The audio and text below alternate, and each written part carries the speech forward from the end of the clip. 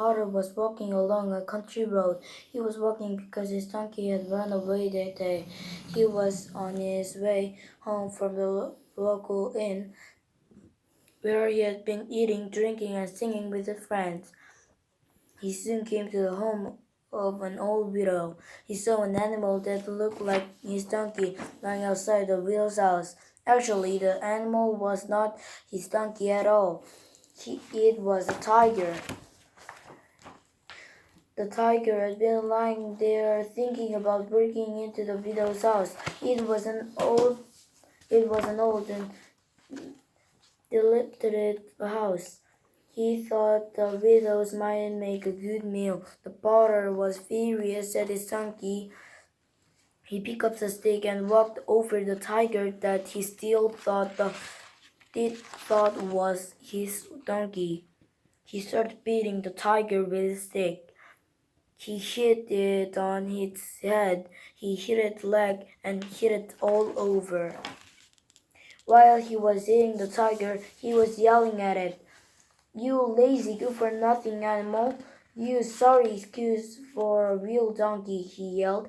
He yelled a lot of other things using very bad language. The tiger was too surprised to do anything. No one had ever treated him this way before. No one had ever yelled at him like this before. The potter grabbed the tiger by its ear. "Stand up," he yelled. Still surprised, the tiger stood up. The potter jumped on his back and rode him home. When they got to his house, the potter tied the tiger's feet together sturdily and then tied him to the hitching post. The next morning, the potter wife opened the door to see how the weather was. Imagine how surprised she was when she saw a tiger tied up to the hitching post. She ran inside and woke up the potter. "Come outside and see what you brought home last night," she exclaimed. "I brought home the donkey," grumbled the potter. He did not feel so good because he had had too much drink the night before. He was in a bad mood, but he got up and looked out the door. "Wow," he exclaimed, "how did I do that?" Soon all of the potter's neighbors saw the tiger. The tiger became the talk of the village. The potter soon learned that this tiger was famous throughout the country for killing people and cattle. No one could stop talking about the brave potter and how he had captured the tiger. Finally, the villagers decided that the king should hear about the remarkable exploit.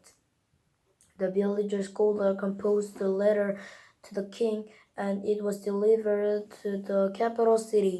When the king read the letter, he was amazed. He called the carriage and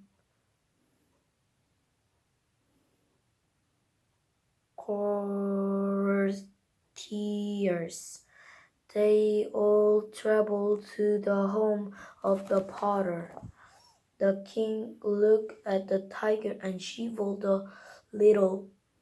The tiger was a particularly fierce one